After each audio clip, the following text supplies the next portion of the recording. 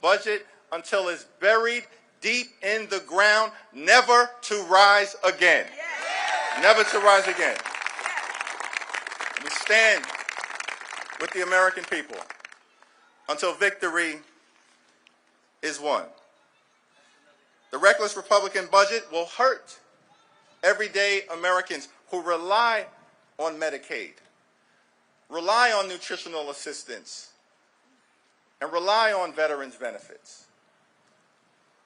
This is not a reality show. This is not a joke. This is not politics as usual. It's a matter of life and death. And so we will stand with the American people.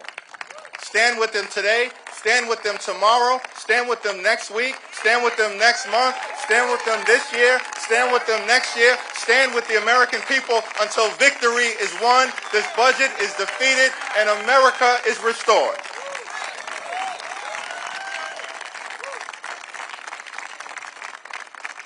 So it's our honor as House Democrats to be joined today by three incredible Americans whose quality of life depends on all of us stopping this reckless Republican budget, which is a betrayal of the American people.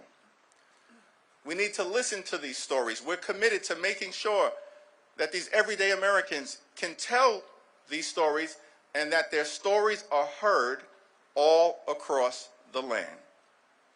With that, it's my honor to turn it over to Rosa Lozano, who is here to tell an important story.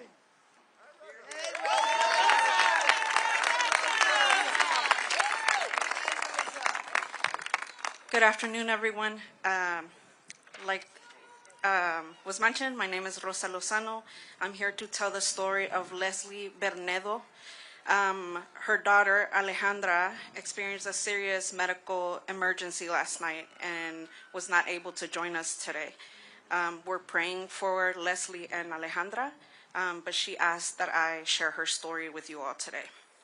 Leslie Bernedo is a proud Peruvian-American mother from Woodbridge, Virginia, and a dedicated member of Dreamers Moms in Action, as well as the National Domestic Workers Alliance. Medicaid is not simply a health care program. It is a lifeline for families like mine. For my 9-year-old daughter, who is my entire world, Medicaid has been critical. She's autistic, and Medicaid has ensured she receives comprehensive care through home care services and therapies, such as occupational, speech, and behavioral support.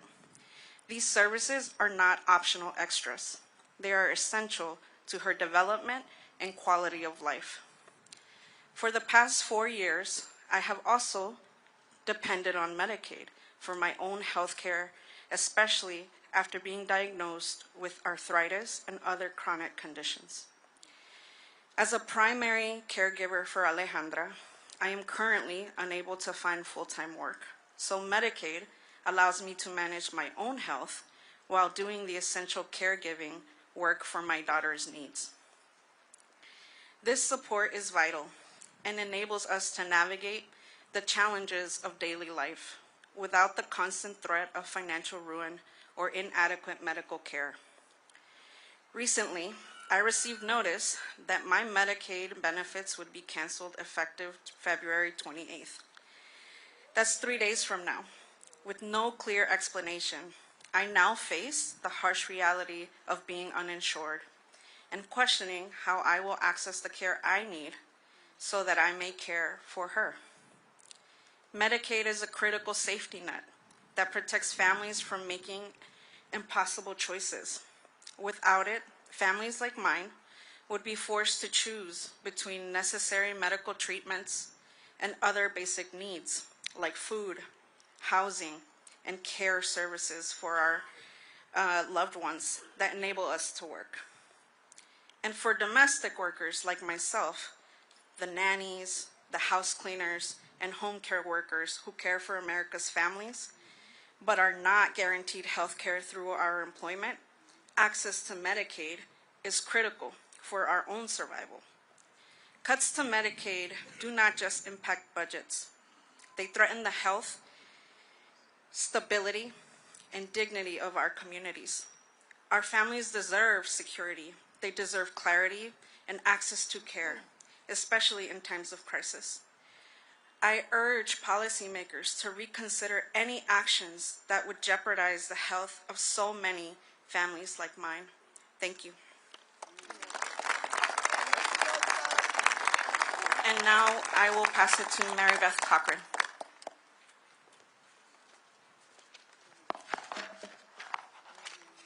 Thank you, Rosa. Thank you, everybody. Hello, my name is Mary Beth Cochran, and I'm from Canton, North Carolina, where I'm still recovering from the devastation of Hurricane Helene in September.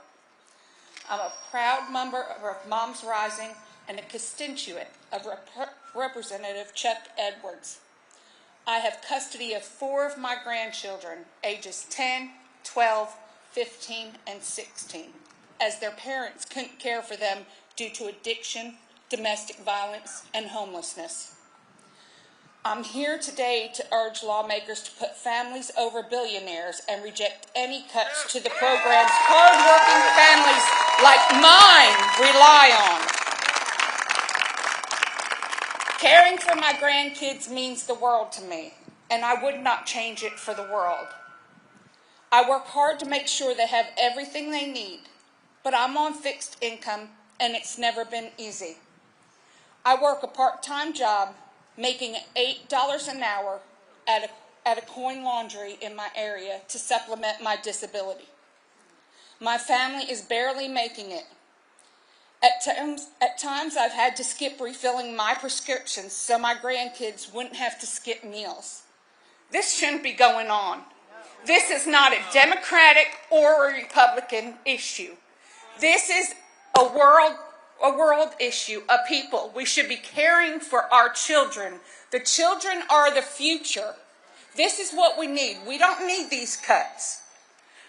Right now I'm terrified because Republican leaders seem poised to take critical resources away from my family. The House is voting today on a budget resolution that would gut programs like SNAP. But without SNAP, I wouldn't be able to put food on the table. Even with SNAP benefits, it doesn't get me through the month. I still have to rely on food pantries and food distribution sites. It shouldn't be going on, people. With the rising cost of food, we're struggling enough as it is, just like so many others in my area. They're trying to slash Medicaid, which is the only reason my grandkids see a doctor, including my youngest, who has ADHD, autism, and PTSD from surviving 2 floods in our area in the past 3 years. Our children should be able to get the basic necessities they need. They should be able to go to the dentist, get their teeth cleaned, the simple things. I've even heard Head Start is under threat. Head Start helped my grandkids come out of their shells while preparing them for kindergarten. Any cuts to these programs would be devastating. They would mean kids would go hungry and their education would suffer. Our overall economy would be harmed. I don't understand why any lawmaker would threaten programs that enable families to survive. But it's appalling to know that Republicans want to slash these programs so they can cut taxes for billionaires and corporations.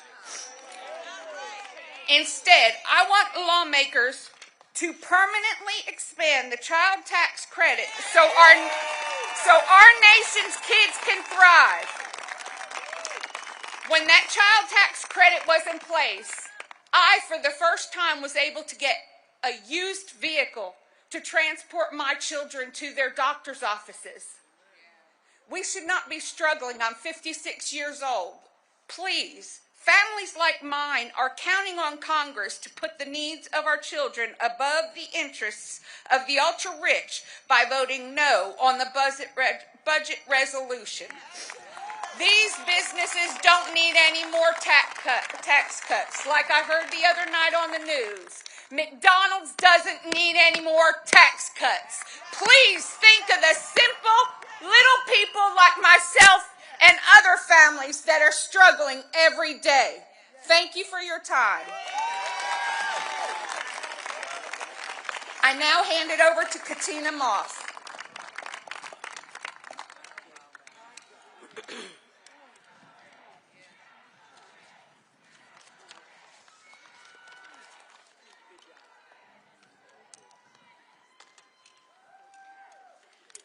Hello, everyone, and thank you for having me here today. My name is Katina Moss, and I live in Richmond, Virginia. I am one of the more than 630,000 Virginians who will be kicked off Medicaid if Republicans in Congress get their way. Yes, that's right. They want people like me to lose our health care in order to pay for Donald Trump's tax cuts for the rich. As a Gen Xer with elderly parents, Medicaid supports my family's well-being. It allows me to run my own business, care for my parents, and still have health care for myself. Medicaid works. But now, Republicans in Congress are looking high and low for ways to pay for another round of tax handouts for billionaires like Elon Musk. And their eyes are locked in on Medicaid. Millionaires and billionaires do not need any more handouts. And federal lawmakers should not be entertaining the thought of ripping health care away from millions of people like me in order to pay for this upside-down tax plan. Virginia is one of 9 states with automatic trigger language that says if the federal government goes back on its promise and reduces funding for Medicaid expansion even by 1%, then the entire program ends and everyone in the expansion population loses our health care. That is not only wrong as a matter of public policy, but it is also cruel. Health care should be a right for everyone. For everyone. Not a privilege for the wealthy few. We should be focused on strengthening programs like Medicaid and the Affordable Care Act instead of trying to undermine them for bad, irresponsible tax plans. So thank you, Leader Jeffries, and my own Congresswoman Jennifer McClellan for being healthcare champions in Congress. I am ready to fight alongside you to protect our care. Thank you. Now I pass to Whip Clark.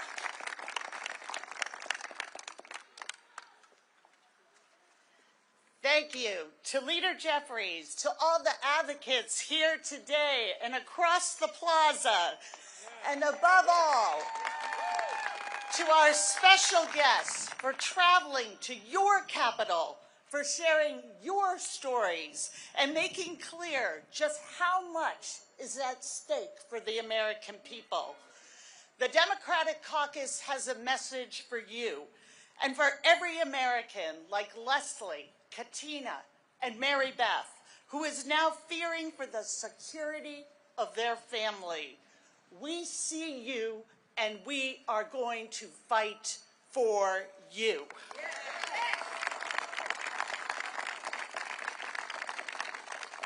FDR, in his famous Four Freedoms speech, warned us of this very moment when he said, "We must especially be aware of the small group of selfish men who would clip the wings of the American eagle to feather their own nests."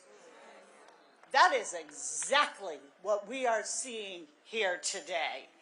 Republicans are making life harder and more expensive.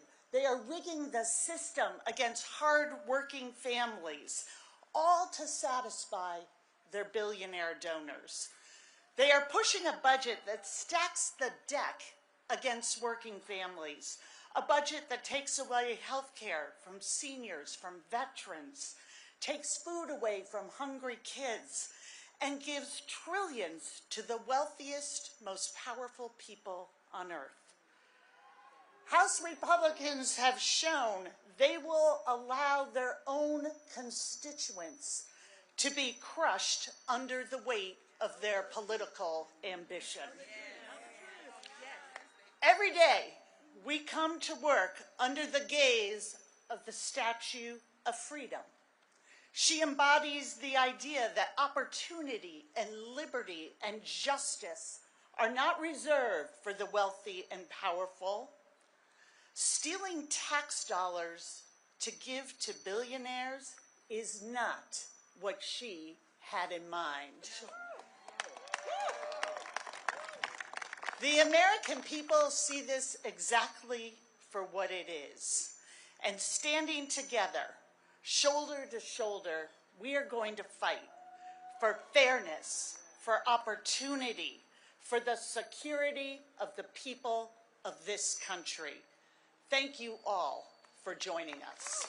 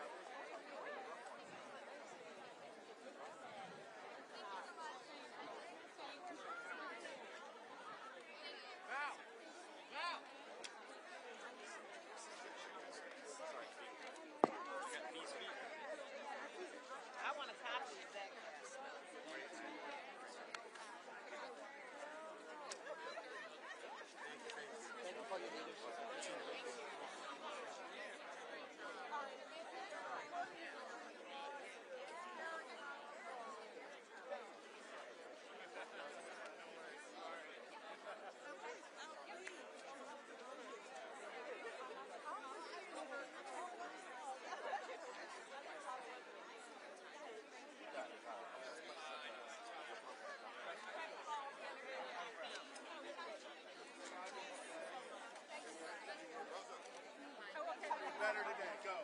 Thank you, I'm sorry.